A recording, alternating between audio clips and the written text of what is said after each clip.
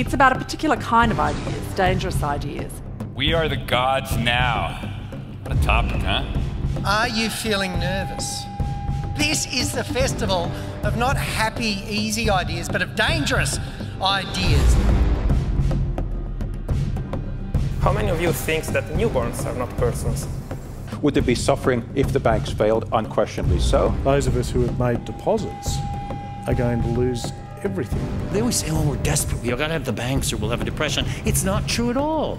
We could clear out half of the banks of the European and American banks, easily clear out half of them, and we'd be far better off. The rise of China is less entirely certain.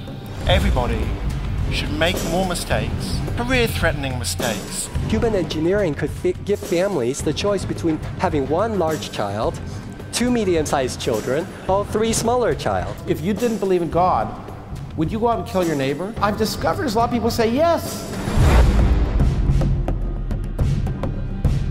Each and every one of us now can come up with an idea that could potentially help 1 billion people. We found it would cost just 1% of global GDP to solve climate change. Email wants us to be on email all the time. It doesn't want us to do other stuff. And the question for me is that what we want? Many of us, I think, are relying upon technological innovation to maintain the same level of economic growth that we saw in the mid-20th century. Our brains evolved in a world that was linear and local, but we now live in a world that is global and exponential. Essentially, we have obsolete brains. Our brains cannot make sense of this rate of change. One of the most important freedoms of the 21st century has got to be freedom from guilt. We want to take care of the environment. We want to waste less. We want to care more for people. We want to give more. And social media is an amazing platform for that. To take action is to make mistakes. And I think we need to take more action. And that means we need to make more mistakes. The reason I go by Clem is because I couldn't get published as Clementine. Do you call yourself a feminist? They think it means man-hating. The word is in bad odor, but as I said to a young woman earlier today, I'm not so hung up on the word. It's helpful to have a word like feminism be reclaimed. Is there something other than all of this? If I scrape my way through, could I find purpose and meaning and God and transcendence? We can't say the devil made me do it, but still we have a degree of responsibility. Religious people hijack you, therefore, and count you as part of their number because you call yourself a spiritual person. Without free will, Judaism, Christianity, Islam don't make any sense. And it scared the hell out of me, which is, of course, exactly what it was intended to do. It is, after all, a ghost story. To eat well, you just have to know the good nutrients and the evil nutrients. The problem is the identity of the good and evil keeps changing. Yes. And I do think you are probably a pervert through and through if we look closely enough.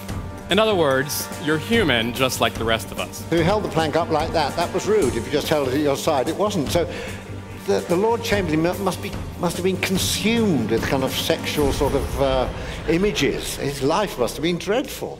It was sex, sex, sex everywhere. If any of you think that retirement is a time for quietness and calm, you will stand corrected. The story is still unfolding. That's right. The best parts are yet to come. Absolutely. Culture can get us through some of the great challenges of our life. I'd add a few more things like cinema and photography and music. You must understand that statistics show 2.19% of the population just dickheads. But today I'm talking about poverty as an industry. Charities get surprisingly vicious if you criticise them. They say it's irresponsible because the public will stop giving and that babies will die. Well, there's a philosophical response. Bullshit. If you want to get your foot on the ladder of work, you now have to work for free. 50% youth unemployment, and you find a real level of pessimism, even if they're not quite sure how to express that pessimism because it's such a complicated time. There was a time when we worked to live. Are we now completely obsessed with living to work? When you love your work, then you get this incredible belief in what you're doing. You care, you are zealous. It's like you work for a cult.